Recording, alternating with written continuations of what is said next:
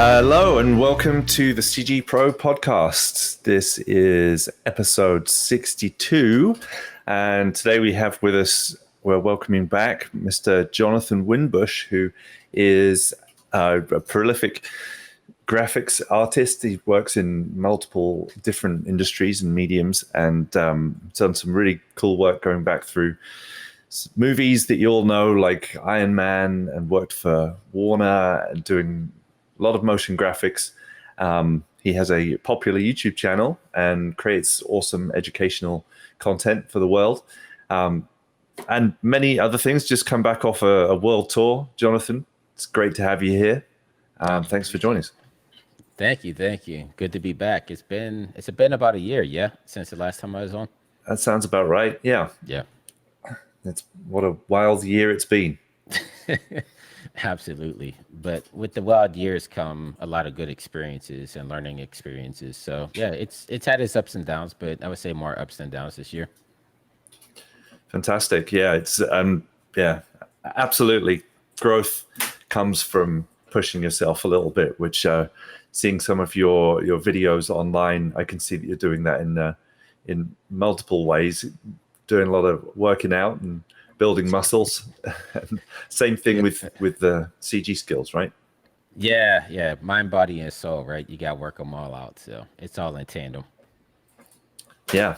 And it's I know we kind of talked about your history a little bit before, but maybe we can get into that for a second, because I think it's interesting following the stories of people through this podcast and noticing patterns and seeing what the successful people do and how they do it. And seeing you having obviously the success that you've got on your channel and in your career, is there any kind of things that you could credit that to? Maybe habits that you've developed or ways that you kind of show up in the world? Yeah, the one thing I would always say is just trust your gut and never let anybody kind of deter you from the path that you want to take. Like even with starting off with motion graphics, right? Because I'm from Pittsburgh, Pennsylvania, middle of America. A lot of people there don't think that we could work in Hollywood and stuff. Like usually those are like more blue collar workers, the coal mines, the steel mills, things of that nature. And when I told people I wanted to come to LA, work in feature films and TVs, a lot of people try to deter you from that path. I stuck to my heart, followed my path, and here I am today. And even, with social media, like you guys do it here as well with your podcasts and stuff, but you'll get a lot of trolls out there too. So it's just like, you kind of just have to ignore the noise and just keep on your path and keep going. Are there any things that you kind of do to keep yourself going?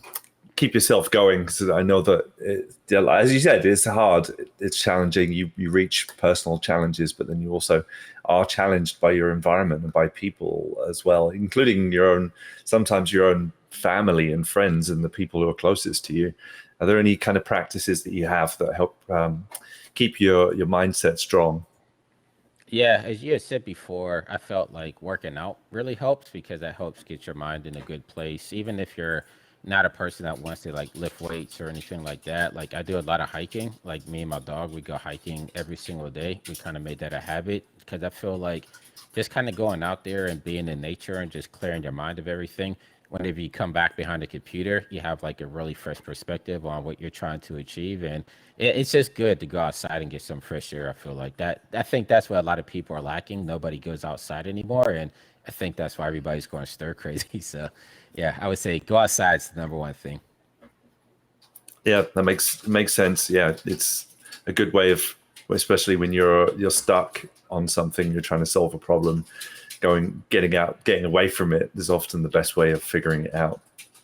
Absolutely. Like I think a lot of my eureka moments came from when I was actually away from what I was trying to solve. Like I'll bang my head for hours trying to figure something out. I'll step away for a little bit, come back, and like it take me 30 seconds. I'm like, why didn't I think about that sooner? And it's like, just sometimes you just have to step away to get that perspective on what you're doing.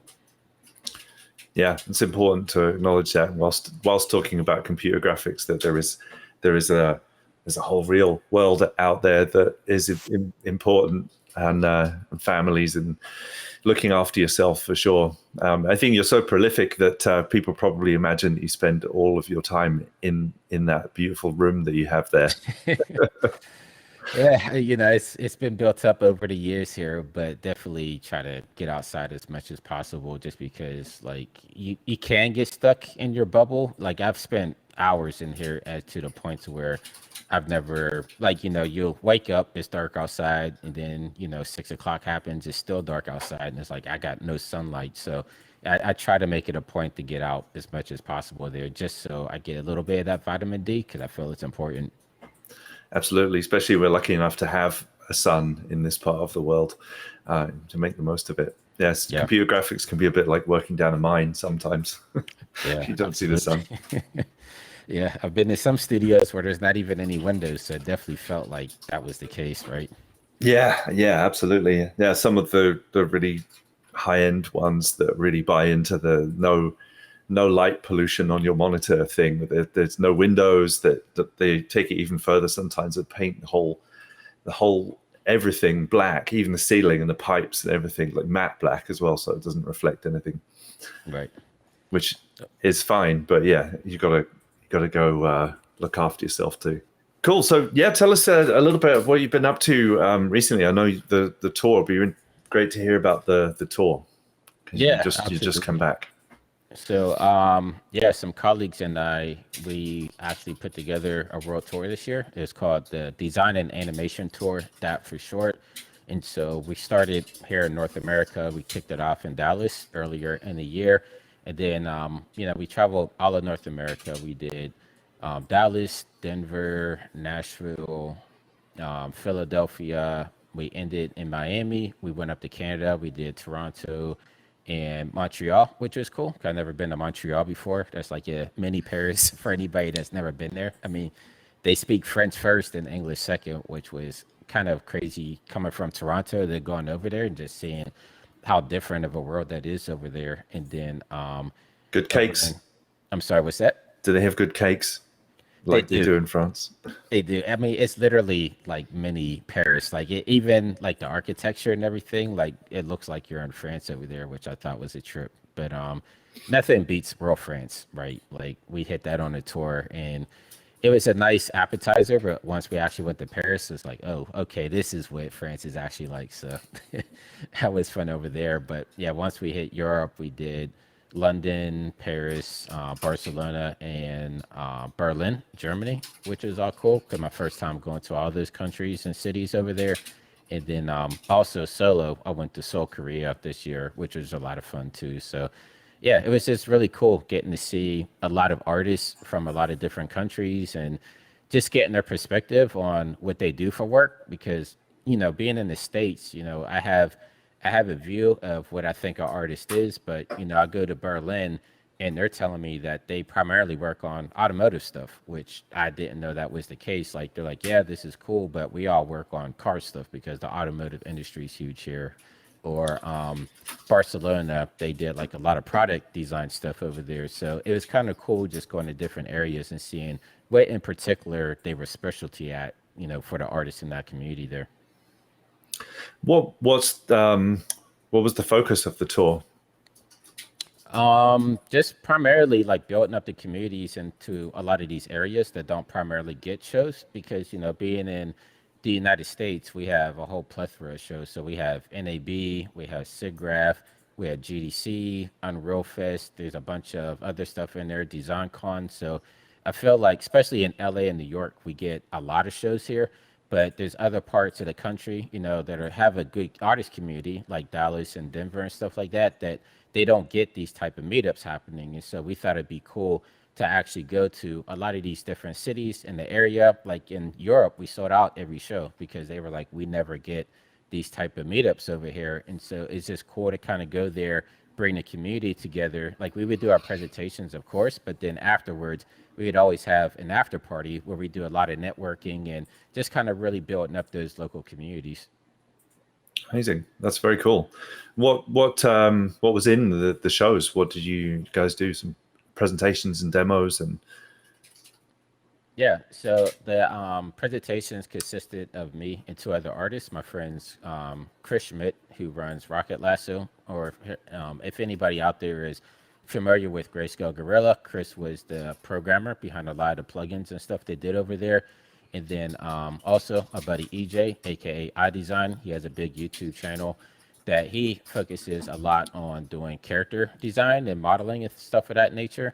And so, like, his presentation was all about what goes into creating like a really cool character. Chris's presentation was going behind the scenes of some of the plugins that he builds for these different applications, like Cinema 4D. And then for me, I was kind of showcasing my workflow going between your DCC, like Cinema 4D, into Unreal Engine, kind of stuff I show on YouTube there. You know, a lot of that motion graphics and Unreal workflow. But also, I started introducing UEFN because a lot of people still don't really know what that is. And so, like, I play a lot of Fortnite, so I thought it was just cool to be on the show floor showing in real time, building a level out and showing how easy it is to kind of take our skill sets from 3D and easily create something instead of Fortnite for millions of people to actually be able to jump in and experience the world there.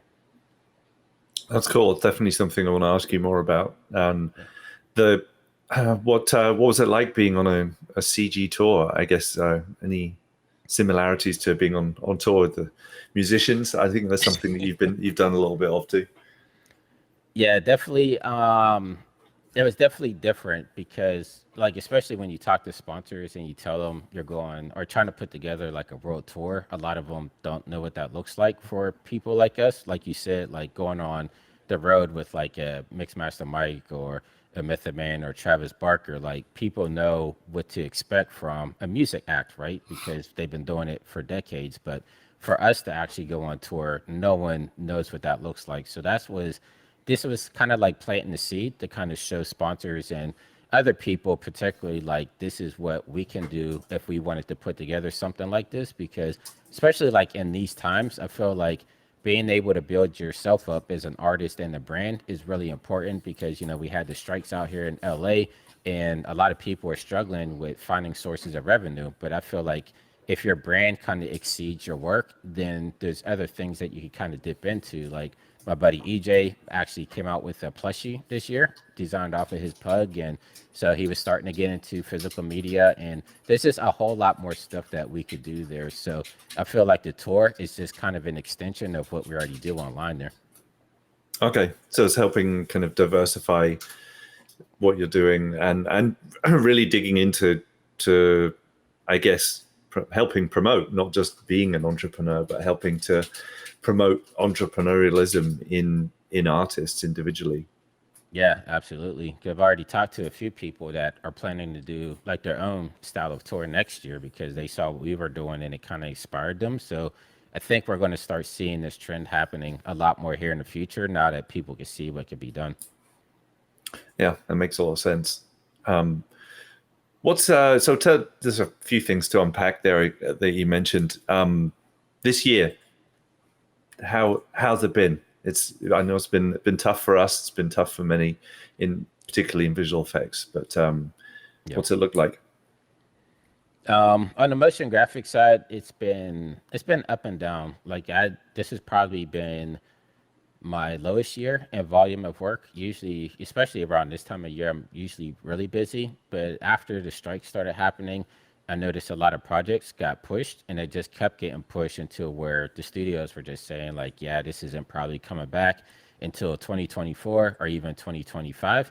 And then some projects just got canceled altogether. And so that was more on the scripted side. I did work on some non-scripted stuff because that wasn't particularly affected by the the strikes there, but it wasn't enough to kind of fill in a lot of the work done throughout the year. So, you know, I've done other stuff like doing a course and doing sponsor content with like hardware manufacturers and different other entities and things like that. So I found a way to kind of make it work. And then, of course, you know, doing the tour was a big help there too in generating some revenue. But yeah, it's just one of those things where you just have to figure it out. Like I feel like as artists, we always have to adapt to the situation. So this isn't going to be a last time something like this is going to happen. So you just have to find a way to work it out, you know? Yeah, absolutely. Yeah, COVID very recently was another moment we had to all kind of reevaluate and change the way we're doing things and pivot or diversify. Yeah. Um, I remember there was strikes too back in '08. I know it didn't yeah, last as long as this one, but yeah, I remember being a freelancer in 2008 and trying to figure that out. It was only for a couple of months, but that was still a scary time, right? When people didn't really quite know what was going to happen. So, I mean, these strikes will keep happening. it seems like it. Yeah, I was just over in the UK, and there was all kinds of strikes going on over there, transport mainly. But yeah, there's a lot of change going on right now, I guess, and change is unsettling for a lot of people. And it seems like a lot of the striking has been based around that change. Lots of it Yeah. focused on the changing economic underpinning of the film industry, the distribution channels, the way that's ended up on the artists individually, and also obviously a lot of talk of AI and Yeah. that kind of thing too. Yeah, I have some buddies that they do voiceover work for video games, and I'm not sure if their strike went through or not, but it was something that was coming up because of the whole AI thing. It's like you do a voiceover for a character in a game, but say there's like a sequel to that game, they could literally use AI to just replicate that original actor for the sequel, and then they don't have to bring them in. So I know there was a lot of stuff going on with that too. So yeah, the AI is really shaking a lot of things up in the industry. Yeah, it seems like there's a lot of change in general Yeah, in business, the business structure of how we do what we do, the techniques and methods moving a lot into real time, and then also the AI and generative stuff. Is any of that? Is any of the? I guess people call it AI. It's largely not really AI, but any of that kind of generative stuff or proceduralism moving into your workflow? you mean like it taking away work, or like me actually using it like Yeah, in a perfect? both. Yeah. Um, I can speak on. Okay, so on the first half, yeah, it kind of like at first I didn't see AI as a threat, but then a lot of the shows and showrunners and producers and stuff started coming to me with their ideas already kind of visually set out. Like, before they would set up a mood board, you're just pulling stuff off of Google. And now they just go straight to like Mid Journey to create their mood boards, which it's fine. It's the same thing. But then they started creating style frames based off of that with, like AI and stuff. And then they're like, hey, we want you to recreate this. And it's just like, it doesn't, that kind of like throws a wrench into the whole workflow structure. Like I would usually go through, come up with the ideas, and create the style frames and the mood and all that stuff. So it's just, I guess it's just the way that we're just going to have to adapt and kind of figure out. But I haven't used as much AI in my workflow, maybe for like motion capture and stuff like that, like, working with Move AI, which I thought was really cool. Um, yeah, that's probably about it on the AI side. Well, maybe even for YouTube, like coming up with descriptions and titles, been using like Bing AI to kind of help with that. But yeah, for the most part, like I like digging in there and actually being artistic and just like getting my feet wet. So yeah, I don't think I'll be using a ton of AI unless it's just something that's going to supplement my workflow. But I like getting my hands dirty. Yeah, yeah. You're an artist. It makes sense. Yeah, Yeah. I think some of the stuff you described there is helping your workflow. So say it's like let's take the Move AI thing, Yeah. which is I've amazing to me too, having worked in animating things by hand, but also working with mocap suits, and the Yeah. fact that you can use a camera or a few cameras, but now one camera with Move AI and get really good motion. That's kind of helping you get something which previously was fiddly or inaccessible or too expensive, Right. as opposed to it being generative and making something new. You're just doing something we've always done, but a little easier. Tell us what your experience has been like with that. With doing like With the Move AI type stuff or. yeah, yeah, Yeah, so like the Move AI stuff has been great. Like I've done, like you said, motion capture stuff with suits and stuff in the past, which I still think it still has a place, especially when you're using, multiple people or if there's going to be objects kind of obstructing the character, like if they're interacting with stuff. But I think there's a place for both there, right? And then even like earlier today, I just recorded a tutorial with Real Illusion. I'm going to be putting together later today, but they have AI for facial motion capture called AccuFace, which kind of could work with Move AI, which I thought was cool. So it's like combining the two because Move AI, just does body, it does fingers, but it doesn't do face. Now Mm. with the AccuFace, using AI to take like a video and actually doing a whole facial structure, then combine those two together is actually really cool. The type of stuff that we could do now. Like I'm not a character animator at all, and I know that's a whole skill set in itself, but it's getting me in a good place to get the kind of results that I need. Very cool. Yeah. Have you played around with the MetaHuman animator for that as well? I haven't. I've been the metahumans are a whole complexity in themselves, so I haven't dabbled too much with the metahumans. I have some friends that are like really in depth in it, but I feel like to make metahumans seem easier than it is. Like it to get really good metahuman captures, I feel like it does take like it's a skill set in itself. Yeah, absolutely. Yeah, I think there's a lot of myths around the new AI tools and workflows that I still continue to see a lot of things online. People saying that they not going to bother learning the tools because AI is going to replace it all soon. And I personally Yeah, don't feel that's accurate. no, not at all.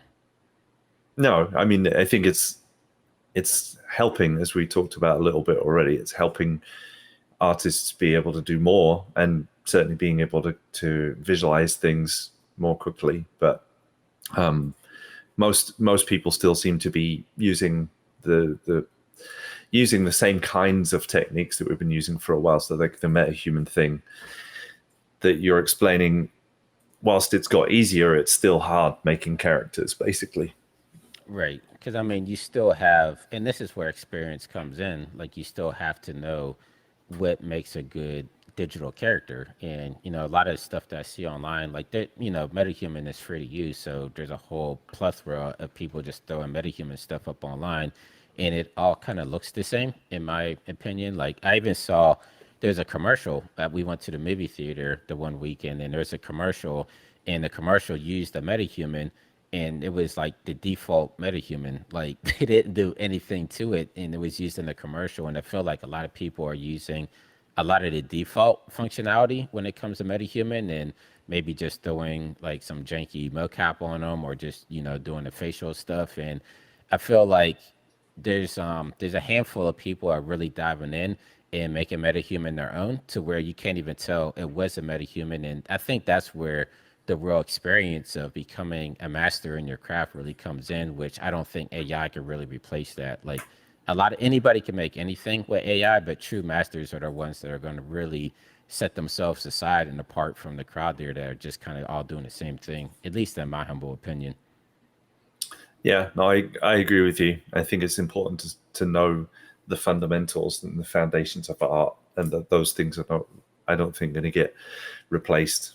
Making friends with it probably makes sense, Yeah, knowing what it's absolutely. capable of doing. But Yeah, I mean it's like filmmaking, right? Like anybody could be a filmmaker because everybody has a cell phone, right? But it's going to take a person that really studies the art that's going to come up with good composition and good timing and good balance and good color. Like the people that take it one step further are the people that really make good short films. But yeah, anybody can make a short film. So I feel like it's the same thing with AI. Like yeah, anybody can make art, but it's really going to take the people that hunker down and study and know exactly what makes a good project work. right, yeah, it's got to have a purpose. It's trying to do something, communicate something. Right. Artists are those that understand that and are able to execute on it. How whatever tools they use. The I know that you've done a lot of motion graphics in your career. Do you see these new AI tools helping with the motion graphics community? Um, I mean, there hasn't been a ton of stuff like particularly focused at motion graphics yet, at least that I saw. Like mostly it would be like coming up with the design concepts at the start. So, I Yeah. see a lot of people using mid journey at least to come up with ideas, and then maybe they'll kind of base their concept off of that, but they use it as a starting point, and then it's just more of like inspiration. So they're using it almost like Google, right? Because a lot of times before we would go on Google, kind of research and get inspired by other projects, but it's like instead of Googling stuff, you're just kind of typing in text prompts and coming up with ideas that way. But as in turn of actually coming up with motion graphics, like the work, I don't think that's there's nothing out there yet, at least that I see that's really infiltrated our territory. Okay. Yeah. Interesting. I know you've been enthusiastic about Project Avalanche. Yeah. Can you share anything about what you've done with Avalanche, or Yeah. So maybe explain what it is first for our listeners, anyone who doesn't know it. yeah, so Project Avalanche is a module from Epic Games that's going to be inside of Unreal Engine 5. And it goes all into motion graphics. Like, we had the virtual production rise using Unreal, but there's been a lack of artist tools, especially for motion graphics artists like myself, that are really intuitive for people coming with like an After Effects background or like a Maya or Cinema 4D. Like we have a particular way that we work that wasn't translating well into Unreal for most people, and so it's actually Andy Blondin. He's the head of broadcast over there that came up with the initiative to create Project Avalanche because he comes from a live action background. Like he worked at Fox Sports there doing, like a lot of NFL work and NASCAR. So he knows what it takes coming from a Viz RT background to be able to use broadcast graphics in a real time space. And so, like, the simplest way I could kind of explain Project Avalanche is taking like the best stuff from After Effects and Cinema 4D and bringing it together in a real time environment inside of Unreal. So I could really see a lot of After Effects users really using it. A lot of Viz RT people are already using it, like ESPN's been using it, and a couple of other sports broadcast places have been using it. And it's primarily used for creating live motion graphics, but you can always render stuff out and use it that way too. But it's really powerful in what they're trying to do over there. Like I'm glad that they're finally taking that step, and it almost changes the interface of Unreal to make it more artist friendly. So if you watch the video I put out on there, like the layer stack structure actually emulates Photoshop in a lot of ways. So if you're used to using Photoshop, like you'll feel right at home there. They changed the timeline out there a little bit to look a little bit more like After Effects, and I think it's just going to be a lot more artist friendly. So yeah, and amazing to be able to see things in real time, as always, right? Yeah, not having to hit the render button and wait. Yeah, that's the biggest thing. Like even with the pre-render, like, I come from an After Effects background and, you'll move some stuff around, but the more layers you're stacking on there, the slower it's getting. So you have to hit pre-render and sometimes that takes a little bit of time. So to be able to like actually work and see your work come in fruition in real time is like a real big step because that allows you more time to be creative and less time like thinking about like how do I optimize this or turn off these plugins here or do this just so I could kind of see what's going to happen. Like just taking that whole frustration away really helps. Yeah, it's really cool being able to see what you're doing, tweak it in real time, get that kind of real time feedback. How do you see it kind of helping to change the workflow of a motion graphics artist getting that extra boon of being able to see it in real time? Yeah, I think it's definitely going to help because, like we said, like there's less time waiting on pre-renders or even renders at that. And like usually After Effects is like the slowest program in my workflow. A lot of times I'll go from Cinema 4D to Unreal and then maybe go from Unreal to After Effects if I just have to do some compositing or stuff in there, bringing what I've rendered out together. But like passing up After Effects altogether, like literally you can have your stuff in fruition within a couple of seconds because especially motion graphics is pretty light in comparison into doing like a full CG environment. So there's a lot of 2D elements, a lot of particle type elements, and that stuff can run really fast if you have it in the right type of settings. So I think people being able to go in there and just kind of throw in the kitchen sink at it and still be able to work at a good pace, I think that's really going to help people out. How does it help you in terms of your artistic decision making, being able to see it more quickly? Yeah, it helps you be a lot more. adventurous with your designs there, because before you kind of had to worry about render times, especially if you're on a tight deadline. But if you don't have to worry about those render times or the pre-renders, then that gives you more time to go in there and explore and just be a little bit more adventurous with your exploration, which that's something that I feel like a lot of people are missing. Like I've noticed, especially with a lot of my colleagues, like, you come up with your style frames ahead of time and then that's it. Like you follow that from A to Z, but there's not a lot of room in there for R&D, or, maybe there's a happy accident and you're like, oh, that's cool. Let me kind of go in this direction. Like usually you want to stay streamlined because you do have to worry about those render times. But if you take out the render times, then that allows you to play a lot more. Like it becomes like a sandbox playground at that point. That's cool. It's an important word, play. I think in Yeah. art, sometimes we forget that one, right? Like we're just always thinking about deadlines and clients and what you're supposed to do to a brief really accurately and specifically. But this, I've seen this in film too. The fact that it's opening up this medium, which is hard to play in because it's so kind of time consuming in every way. But play is a great thing to bring back to our work for sure.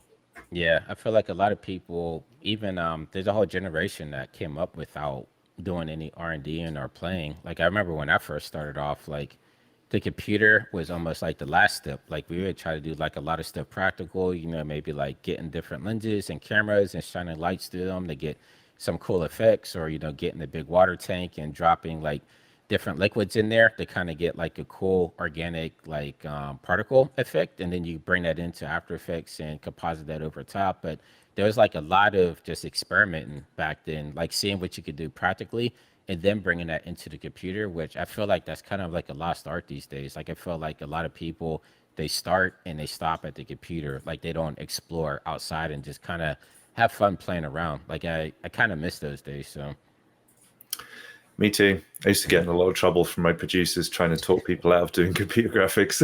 Like we're a computer graphics studio, but right. yeah, whatever is the right tool, and sometimes playing in those mediums gives you different ideas. And Yeah, absolutely. Like I just learned the other day that that Microsoft logo, the Windows that kind of had like that foggy like light yeah, lens flare effect out of it, that was all done practical. Like I thought that was yeah. CG. I didn't realize that was actually like a practical effect, which I thought was really cool. So it's cool that people are still, taking that art form and still applying it to the digital art. Like that's the type of stuff that I think is really cool. I thought the same thing when I found that out too. It was G Monk, wasn't it? Who did Yeah, that one? that was Yeah, yeah, yeah, Bradley.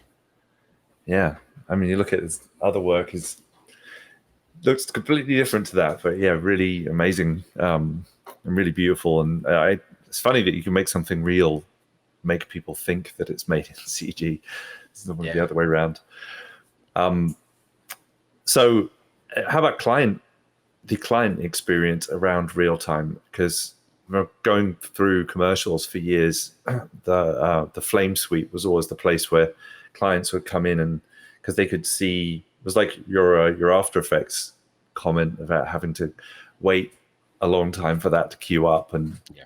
cache, and then you could see it. And clients don't really want to usually hang around for that type of thing. But Flame, you could do it really quickly, and then they could see the results in the session. Essentially, are you starting to see that show up in a 3D sense more because of this real time revolution?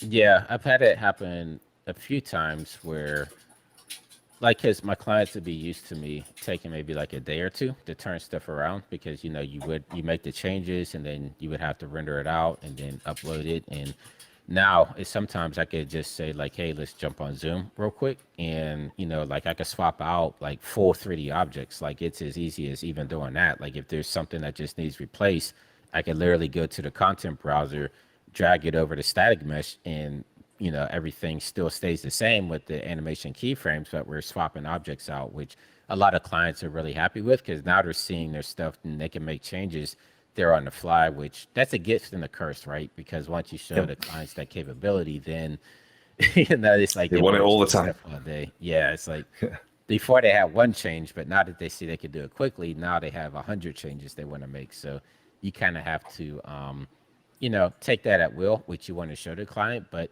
it's definitely been helping on the back end whenever I could deliver and show stuff faster. And then you can also get sign off faster that way too, because it's like, hey, can we change this to this? And you're like, okay, boom, here it is. And like, okay, great, deliver it. So it's been definitely helping with that aspect and giving me a lot more free time with my family, because now I don't have to worry about rendering and waiting around and being stressed about if a computer's going to crash in the middle of a render, or those type of things we used to have to Yeah. really worry about. So Yeah, totally. I was saying the other day, I'm remembering those sheets of paper, or like write down all the black frames on, and have to send them back for re-rendering. yeah, absolutely. Like I know, I'm not sure I was in the VFX side, but like After Effects, we had like whenever After Effects would crash, it would make like this sheep noise. And so like you'd be in like the other room and you hear like this bad, and you're like, oh crap, like the computer just crashed. So yeah, it's like gone are those days. We don't have to really worry about that anymore. Cool stuff. Yeah. Any like thoughts or advice maybe on the challenging side of clients being able to see things that quickly, like how to manage expectations or manage that so that it doesn't become too onerous. Yeah, I mean, even before I was using Unreal, I kind of put in place in my contracts that you had like a three revision rule. So it's like you would get 3 rounds of revisions, and then anything over that, like you could still do revisions, of course, but then that would come at a cost, right? So, like I was having clients before, they would just come in and they would make like revision after revision because I didn't have that clause set in there. But I noticed like after I put that clause in there, then they started being a little bit more thematical about the revisions that they wanted to make, because they know at that fourth revision they were going to have to start being charged that. So I think maybe just kind of setting those boundaries at the top, like, yeah, I can work in real time, but that doesn't mean that you're just going to get a whole magnitude of changes. Like, yeah, it's fun to collaborate and go back and forth, but it has to be at a good, it has to be healthy for both sides, because literally when you're working on a project, you're never going to be 100% happy with it. And working in real time, I mean, that just kind of takes it to that next level where you're just going to keep fidgeting with it and fidgeting with it, and it's never quite going to be right. So you're going to have to set those cutoffs there for you and the client. Right. Yeah, boundaries are good for both sides for Yeah. sure. That's cool. That's good advice, I think, because I think we're going to start seeing more and more of this, more the expectations of clients changing, and the bringing them in, as you said, bringing clients into the process gives them more agency, and it can be more fun for both. But I think it's important to talk about that side of it for both the client and the vendor, and how you manage that so it's a win, and so that it continues to be fun and enjoyable and productive, and yeah, managing expectations, right? It's always the tricky part, but it's super Yeah. important. I think it depends on your rapport with your client too. Like I have clients that I'm like actually become really good friends with, and so like the creative process that can actually be enjoyable. But sometimes you'll get those clients in there that it's not as enjoyable working with those particular people, and so just having a back and forth with them might seem a little bit more draining than anything. So you could take that into consideration too. If you have a good rapport with your client, then maybe you're a little bit more easy on those revisions because that it's somebody that you work well with. But if you have these stricter clients that are not as fun to work with, then maybe set up those boundaries so that you don't set yourself up for like any type of mental health issues, because I've seen that become a big part of our field too. Like mental health is really a big thing that not a lot of artists think about, but these vendors sometimes they put a lot of stress on you, and stress leads to a lot of decline in your health. Absolutely, yeah. I think it's one of the biggest ones, and an important one to talk about, because especially with this, we usually get into it because we love doing it, and then the boundaries tend to start disappearing when you're in love with what you do, and sometimes people can take advantage of that.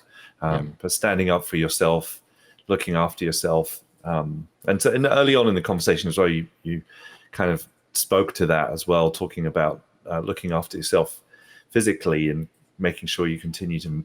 Sometimes working with computers, you can forget you have a body. You're just in the computer the whole time, and it's, yeah, all of those things are important.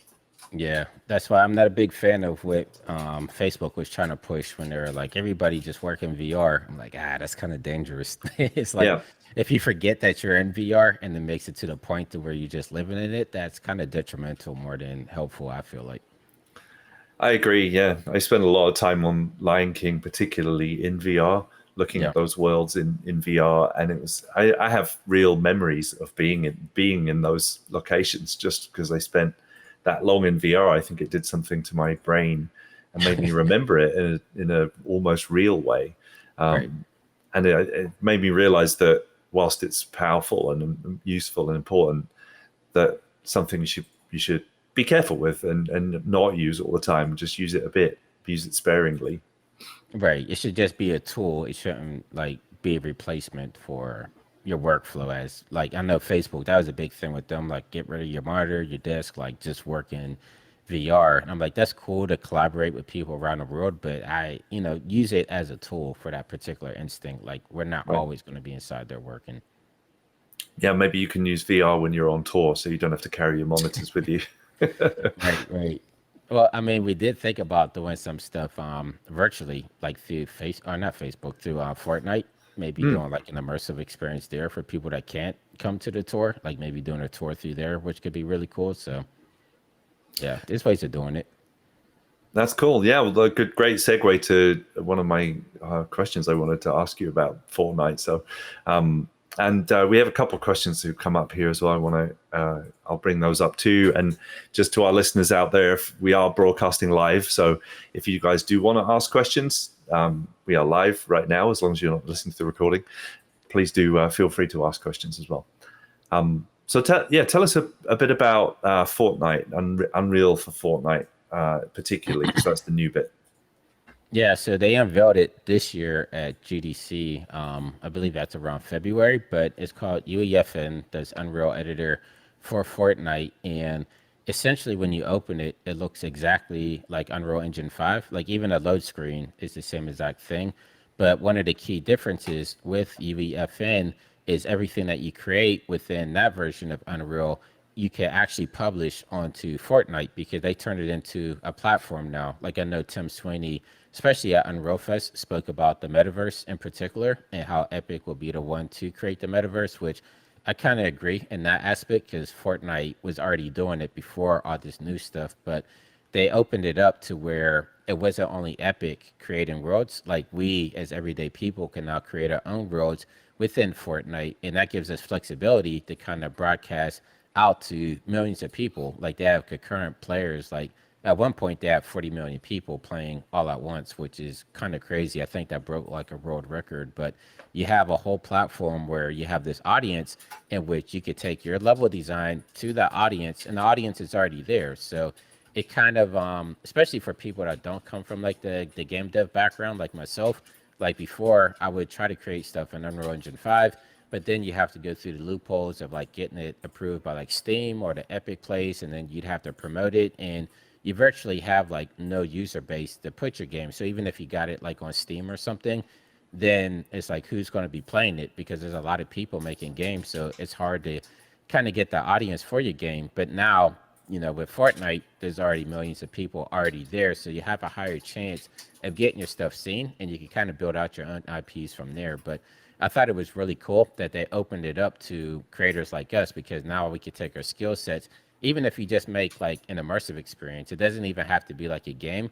Like I saw somebody that recreated the Holocaust Museum inside of Fortnite for people that can't like actually visit the Holocaust Museum. Now they can virtually visit it within this gamified environment. And that's all it is. It's the museum there built to scale, which I thought was cool because you're not only by yourself, you can have a whole group of people in there interacting as well. It's all voice chat activated. So like if me and you were in there, we can actually communicate with our headsets, and it's becoming a hub, kind of like it reminds me of Ready Player One, not with like those real time graphics, but it's kind of getting into that type of place where I saw what people thought the metaverse was going to be. That's kind of what I see Fortnite is right now. What's the process like to create? And you mentioned the fact that it's so similar to Unreal Engine 5. So basically, if you have Unreal Engine 5 skills, they port straight into this thing. What outside of the Unreal Engine do you need to know to be able to get it set up to be able to make your own experience? Yeah, so there are some key differences. Like, in Unreal Engine, most of the programming is done like the visual scripting, which would be the blueprint system, or you could use C++, but those don't translate into UEFN. They actually created their own programming language, which is called Verse, which I think stands for Metaverse or Play on it, but they have their own programming language called Verse, which is more adapted to game dev, in which you don't use C++, like you use that. And it's a little bit more simpler. But for me, like there's a way you can actually get around that if you're not a programmer like myself, which is using Sequencer, which that kind of adapts to Unreal Engine 5 as well. So they have these things inside there called devices, and you can actually hook devices up to the sequencer to get your stuff to kind of play out. So for like a simple example is if I have like a button device and I have the character go up and hit the button, you can have it activate the sequencer to have whatever you have animated inside there to start playing. So there's the ways that you can still be able to go in there and create without being a programmer. That's cool. Yeah, because being a programmer takes a minute. Yeah, I Yeah. tried. My brain isn't like I'm more on the creative side. Like I can't sit there and try to hash out programming. Like I really did try to learn verse, but it's just not my cup of tea. Right. Yeah, it's a thing for sure. I went down that road quite a long way. It took a while. Yeah. But you can work with other people that have those skills, and all this stuff's done with teams, right? In Yeah, some. I say that's another thing. Like, so like if you have your once you're accepted as a creator, you can set it up to where like if I'm working with you and say maybe you're a verse programmer, we can actually work in tandem on the same project. And so like I'm working over here doing the artistic stuff, and then you're programming on the back end, and everything is just it's all synced together on the cloud. So there's ways you can actually work with teams around the world to make a lot of your stuff come to fruition. It's amazing how they've done that and opened up free revision control and storage and connective tissue so that you can collaborate with other. Doing that before there's a lot of work. You'd have to create servers and get them set up and maintain them and pay for them. That's a lot of expense in terms of Yeah, time and technical ability.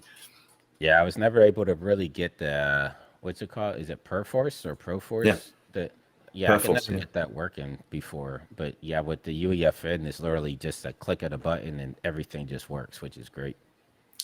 yeah, super handy. Yeah, it's a pain, but it does the job of that well. Perforce on outside of Unreal for Fortnite. We've been talking about this for 3 years now. We have a course, a 2-week workshop coming up in Perforce for if anyone out there is interested. Get you through some of those headaches.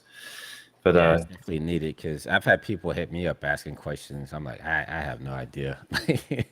Like that's just the rabbit hole I haven't sunk down into. Just because once I hit that first roadblock, I'm like, well, do I really want to go down this rabbit hole? So yeah.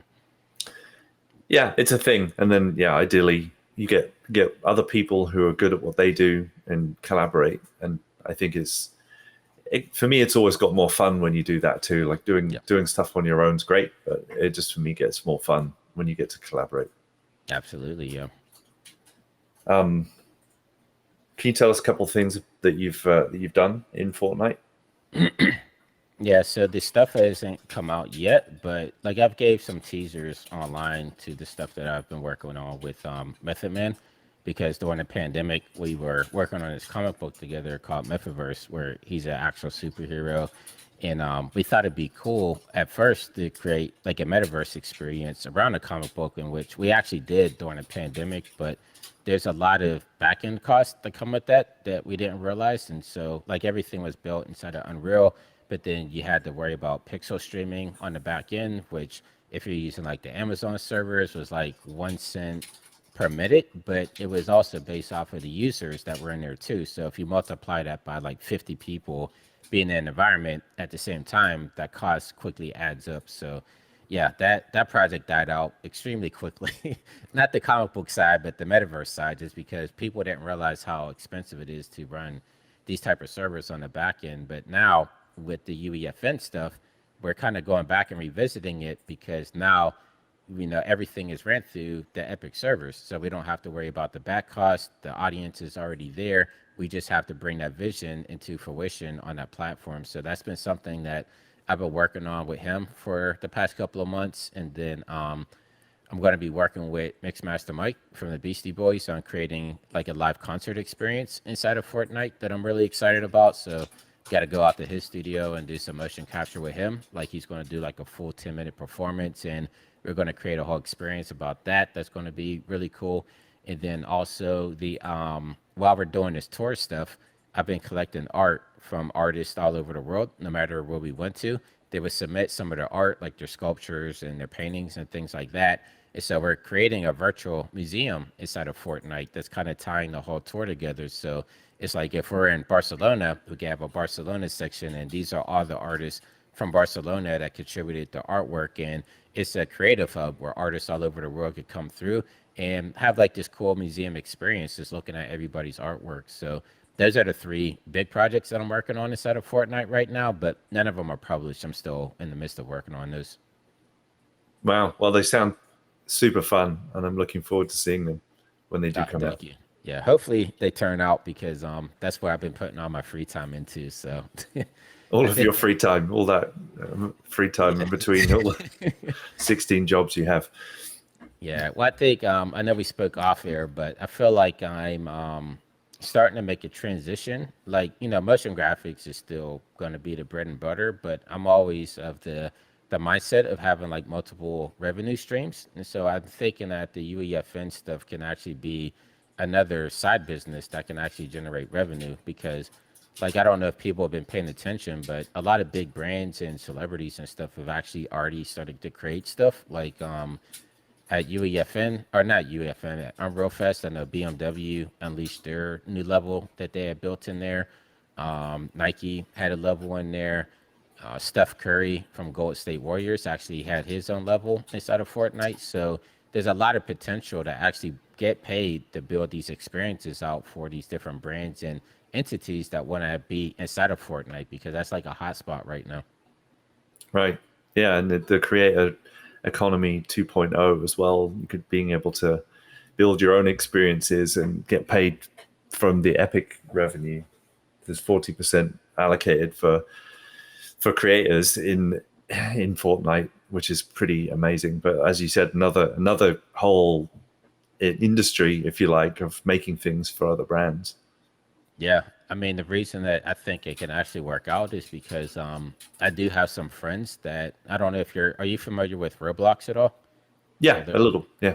yeah, so I have a few friends. They actually have studios in LA, but they transitioned from motion graphics artists into creating Roblox experiences, and they've been doing that for almost the past decade. And they built whole studios around just building experiences for like Tommy Hilfiger and Paris Hilton and yoga studios and things of that nature. And that's inside of Roblox, and so that's where I kind of see the blueprint for this stuff kind of being pulled from because I'm like UEFN to me is kind of like a more upscale Roblox in some aspects, and so I can see a lot of that type of work being translated into Fortnite.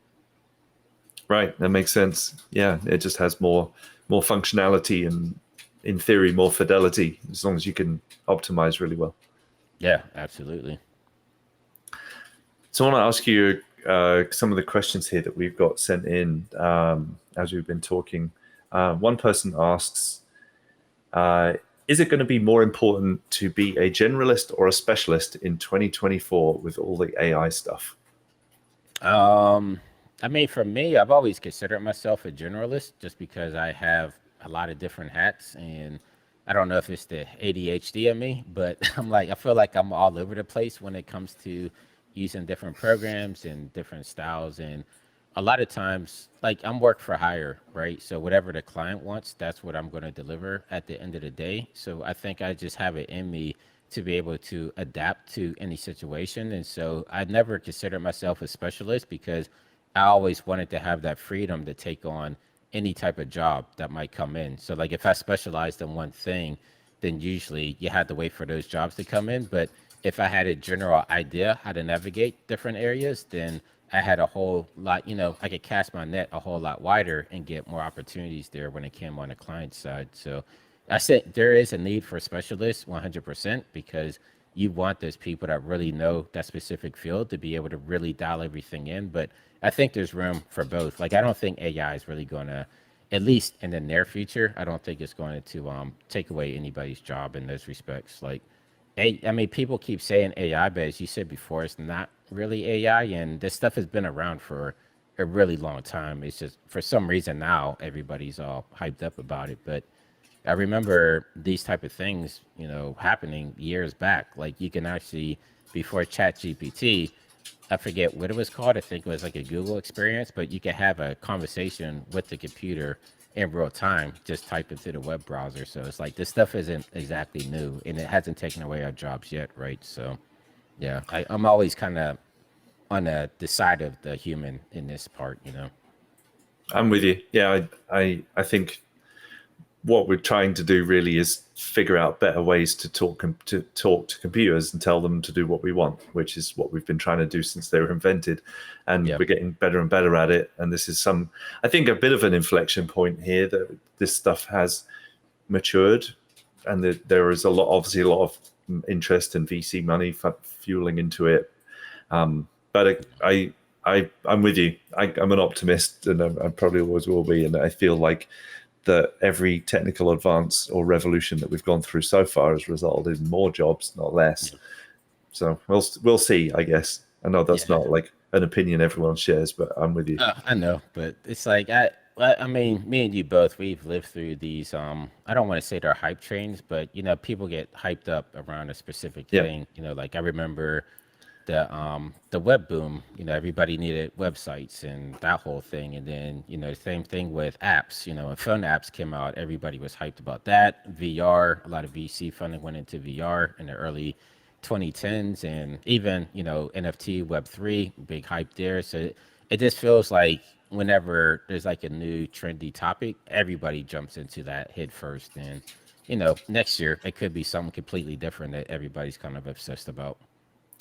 yeah, it's interesting, sort of human tendency that we do that. We see a new thing, and we think that we're going to be doing everything with that thing. Like the VR example you just gave was an interesting one, because that people would, like you mentioned before, everyone's talking about us being in Windows in VR and doing everything in VR, which is not really desirable. And but VR didn't go away once the hype came down. VR kept advancing, not maybe as quickly as it did during that phase, but it didn't go away. It's still there, and I think you're right. I think we have to like cluster around an idea at some point in time, especially in tech. Yeah. Yeah, it's But always the same players too. I've realized that yeah, are that's right. hyping these things.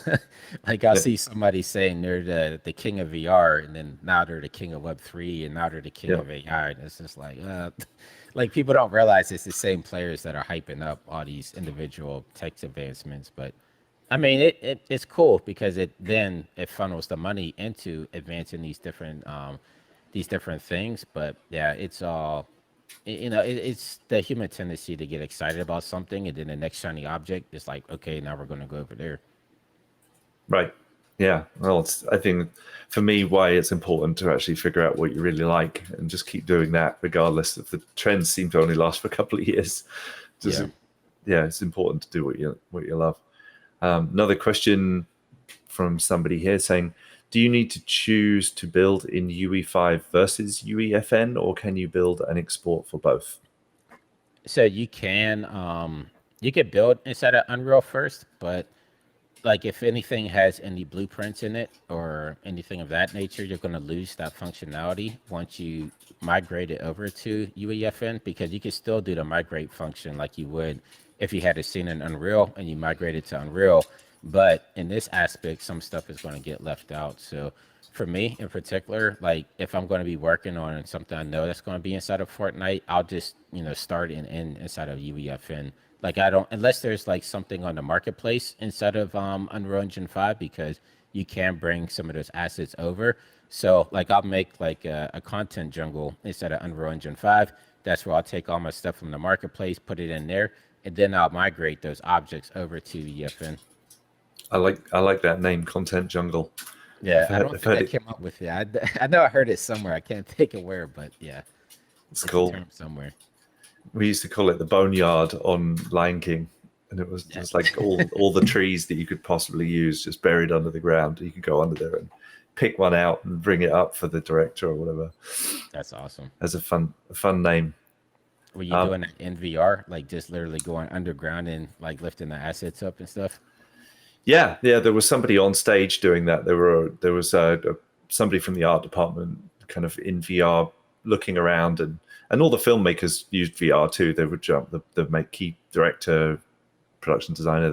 We go through a whole bunch of different stages of scouting and looking at things, and pretty much by the time you got to the shoot, it was all agreed on. But there was still somebody there, being able to answer in the minute calls. They actually built tools for the filmmakers to be able to do it themselves.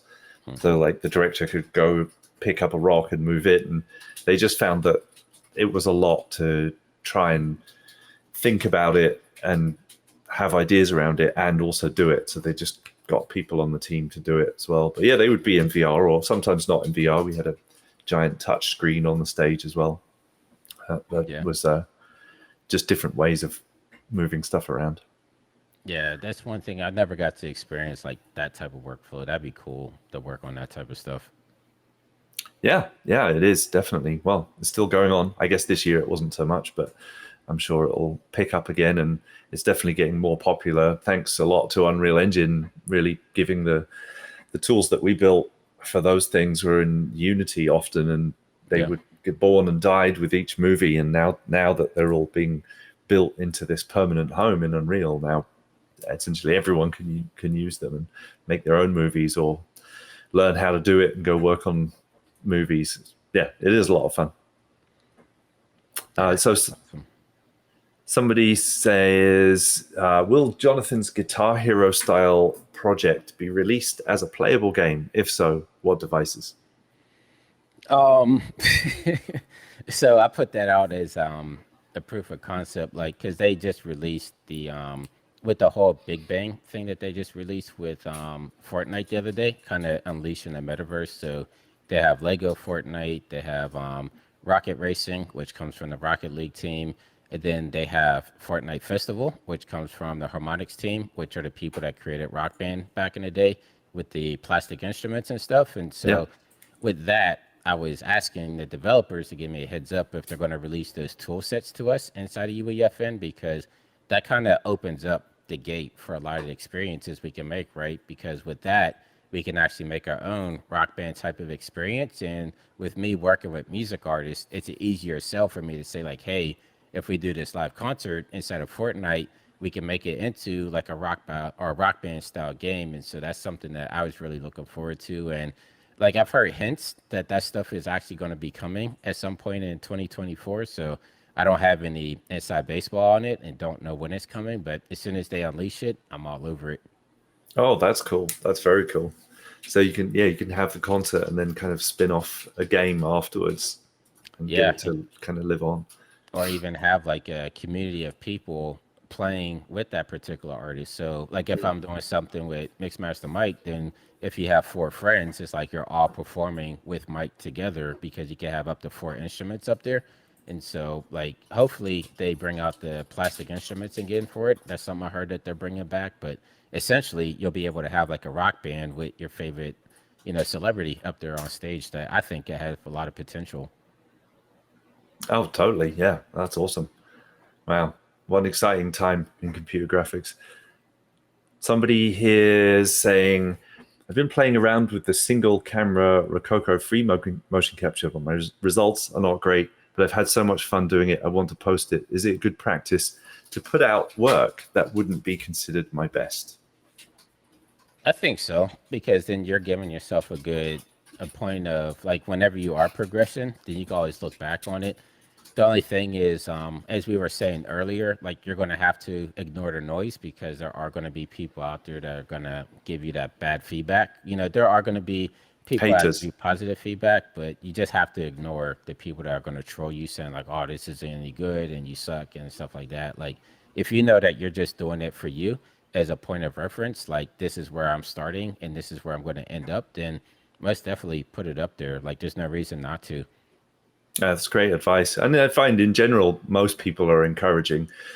I think the haters are on the smaller side. And I like seeing out there that people a lot of the time will self-police communities online and say, hey, that's not a nice thing to say, or like they'll not always, but I love the advice I got from a mentor once who said, if you don't have any haters, maybe you're not pushing yourself enough, or something of that nature. Like kind of like the haters being a signal that you're actually doing something and taking risks and putting yourself out there, and you don't really get to accomplish much unless you do those things in some way.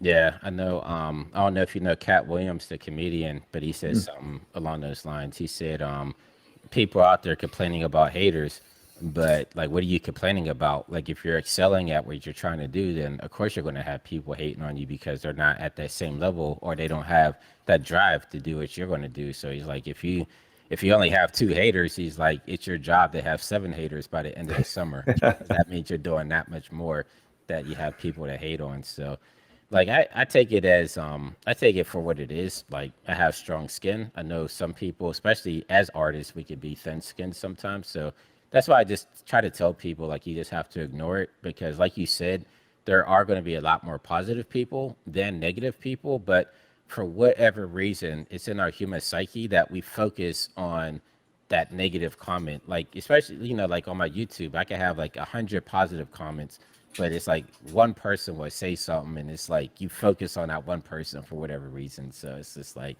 you kind of have to take it for what it is. Like, yeah, you got 50,000 people that like you and one person that hates you. And it's like you're going to focus on that one person for whatever reason. I don't know why it is, but yeah. Human Stuff that condition. we go through. And one means you need more too, so you need to work harder. Exactly. So yeah, I'm working on a couple more. I mean, honestly, I would love everybody to love what I do, but I know that's not it's not reasonable, right? You're not going to have everybody like you, and I understand that. Like your style's not for everybody, so that's why we have choices. My style might not jive with some people, but somebody else might. So it's like we have the choices out there, and follow who you like. Yeah, and that's really good advice for people thinking about getting into this, especially to post things and do things. But I think everybody should do, regardless of whether they run a business or not. Because I think we're all in marketing at some point. We're all looking to get people out there to understand what we do and be able to connect over it, and do things together, whether that's get jobs or get clients or whatever it is. We're all in this game basically. But I think it's really good advice to not get too caught up in perfection and to put things out there, to not worry too much, to be yourself. I'm hearing in there as well. Be who you are. Don't try and be someone else. It's very hard to be someone else anyway. And if you are yourself, you will get people who like you for who you are and want to be with you. And not everyone. It's important that not everybody is the same too. I think Right. that's an important part of creativity and innovation, that we're not the same. I think people too, people are drawn to realness, and so like if Yeah. you're authentic in what you're portraying, like I followed a couple of people's journeys over the years on social media. Like there's a guy that's like, I don't know what I'm doing. I bought this Canon 7D camera. Like I like photography, but I have no idea what I'm doing. So I'm just going to work every day at getting better. And through his progression on YouTube, like he would give updates of things that he's learning. And like he grew a big channel out of people kind of following along with his artistic journey. And now he's like really good. So I think like if you're just authentic about it, say like, hey, I'm putting out this motion capture stuff. I'm not particularly a good motion capture artist, but I'm trying to get better, and you're just putting it out there and letting people follow along with your journey. I think that has a lot more value than somebody just saying like, hey, look at this. This is great right off the top. Like I think like human emotion is something that a lot of people don't put into play there, but it is really important. Like the more people can feel attached to you, the more they're going to follow you along for your journey. Yeah, no, it's great advice. Being yourself and being authentic and being real and showing imperfections it gives people permission to do the same thing, which I think is really important. It inspires people to try things and do things and put themselves out there too. Got a question here from Mr. Alex Coulomb. Hello, Alex. What does Jonathan think Unreal 6 will look like? It's a good question. I can't. It's been like 3 years since Unreal 5 came out, right? 2 or 3 years. Like I can't believe it's been that long already. And I don't know. I feel like we've been in 4 for so long that I feel like 5 just now is kind of coming into its own. So it's kind of even hard to think of what 6 would even be. Like the closest thing that I could think of, and just like with the whole how everything is kind of diverted into its own separate thing, especially with like Unreal and UEFN, and then well, I guess they're going to bring the marketplaces together with the Fab marketplace at some point, but everything just seems really segregated on the Epic side. So I could see like everything coming under one umbrella just to kind of streamline everything together. So that's what I could possibly see Unreal 6 being. But I mean, this stuff is moving so fast, like stuff that I'm not even thinking about might be implemented in like a year's time, and that could change the whole trajectory of everything. So yeah, it's tough to say. Yeah, it's hard to predict the future for sure, especially when it moves as quick as it is right now.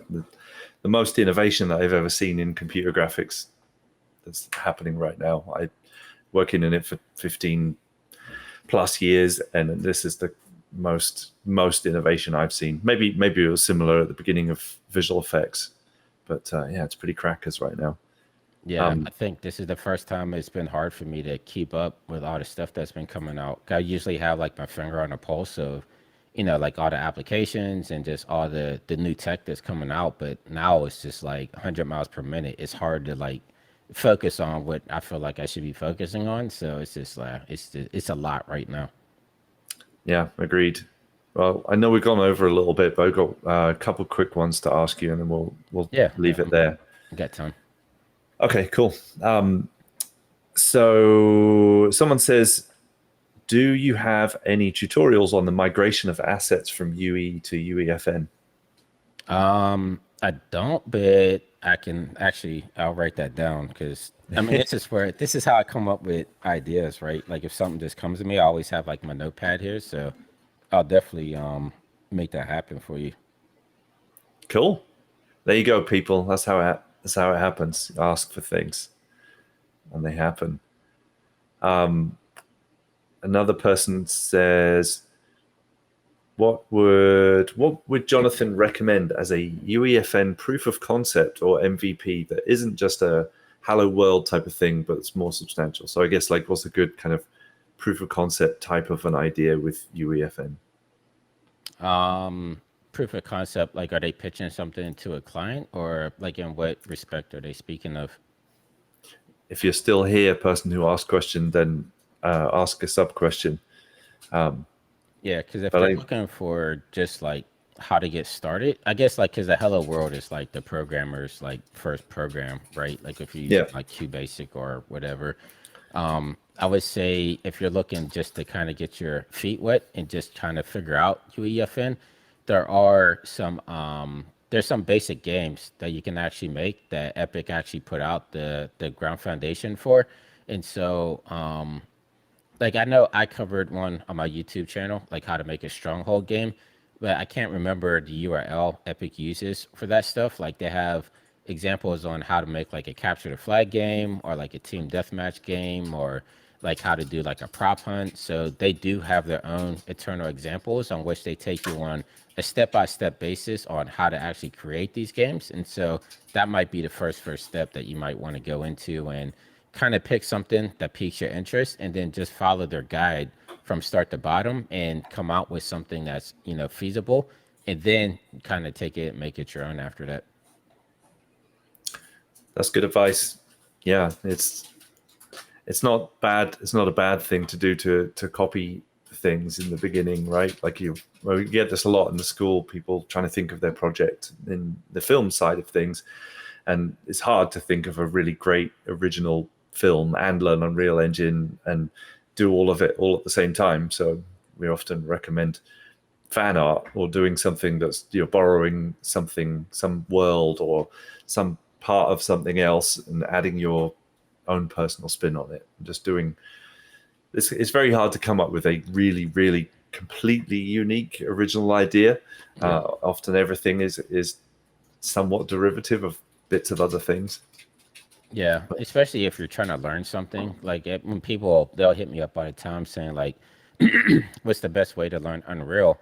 And I would say, if you're new to the space, like find something that you like and just try to replicate it as much as possible, because then those questions are going to come up to like, "Oh, how did they do this?" And then you're googling it or looking for how they did that, and then that's how you're really starting to dive in and really getting to know the project or the program. Sorry, there on the back end. So I feel like replicating stuff is a great way to just kind of go in and learn new programs.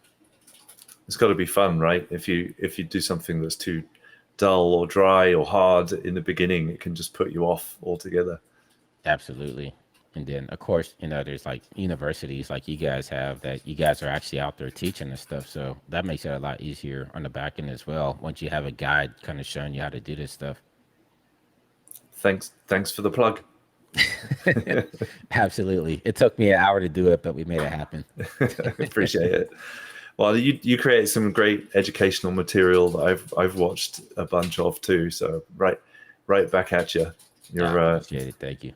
I know you have a course too. So I think Jackie's going to post the links to it. Yeah, but I yeah, know.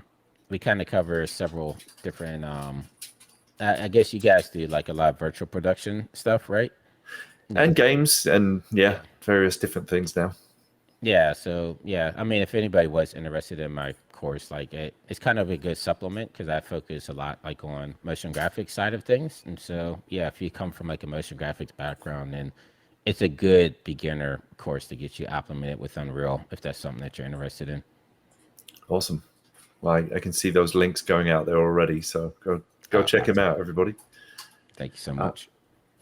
Is there anything else that you want to share with people? Any places they can follow you, or any projects we didn't get to talk about yet? Or...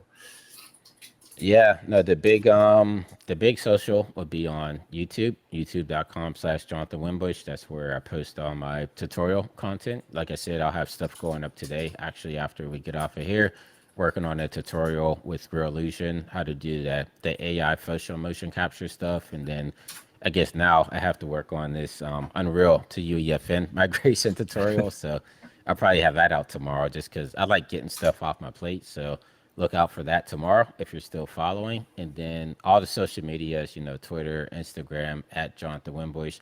I'm posting constantly just random stuff that I'm working on at the moment. And yeah, if you guys can, if you want to see me on tour in your city or country next year, like I put out questionnaires out there, like where I should be hitting up next. So if I haven't hit your city this year, definitely let me know where I should be hitting up next year because I would love to hit up more regions and just, like collaborate with more communities because I know there's a ton of artists out there and they don't have these type of meetups happening. So it's cool to bring everybody together. 100%. Well, I'm looking forward to it. Hopefully, I can see you on tour. And otherwise, I know we live in the same town, so Yeah. we'll hang out here anyway. I want to do a kickoff in LA, so definitely be chatting because we'd love to have you come out, even if you want to give like a keynote or something. It'd be really dope to have you on board. Yeah, absolutely. I'm happy to. Yeah, I mean, we can. We'll talk about it offline. But yeah, Absolutely. that sounds great. Yeah, and we got some events coming up next year. Maybe we can figure something out together. Absolutely. Cool. Well, I know a number of those links that you just mentioned are going out. Anything else that you want to share? Um, no, I think we pretty much covered everything. Unless, I mean, I got time if people have more questions, but if not, I would say, yeah, definitely follow me on YouTube. Would love to keep growing that channel there and to keep doing more, especially if you guys are interested in UEFN. I've done a couple of UEFN tutorials already, but I know it's still pretty new, especially as I've been traveling the world and showcasing it and stuff. A lot of people don't even know it's a thing still. So I feel like it's still one of those things that you could get in while there's not a lot of people in it and still, kind of build out your own audience in there. So I definitely think a lot of people should at least give it a look and try to make something happen for themselves.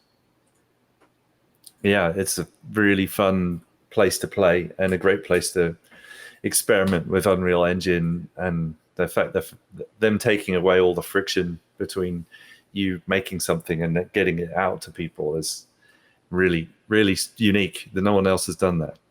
Yeah, like I know a lot of people think it's only for games, but I can see it being like a platform for like training and stuff even in the future. You know, like I know Yeah, people use VR for training, but it's like why not use a platform like that for any type of corporate training and stuff. So I think the world is, the world's your oyster. Wherever you want to take it, that's where you could take it. yeah. The imagination is the limit, right? Absolutely. Yep. Cool. Well, I really appreciate you coming on, Jonathan. It's always a pleasure to get to hang out and chat. And this has been a great conversation. I've learned a lot. I'm sure others have as well. But thank you so much for coming in today. Yeah, no, thank you guys again for having me. It's a pleasure.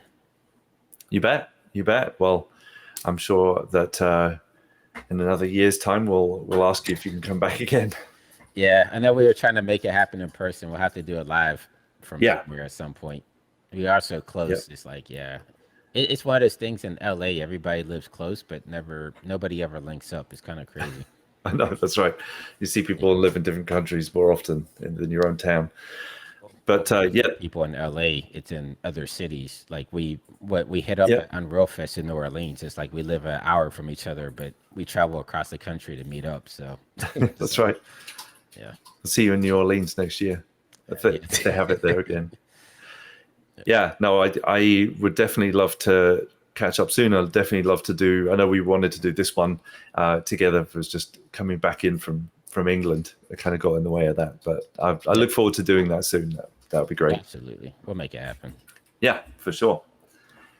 I think we got through all of our questions that everybody asked. So thank you also to our audience for coming in, being a part of today, and for asking great questions. It was great to see everybody, but you guys are you all makes this work. So thank you for being here live.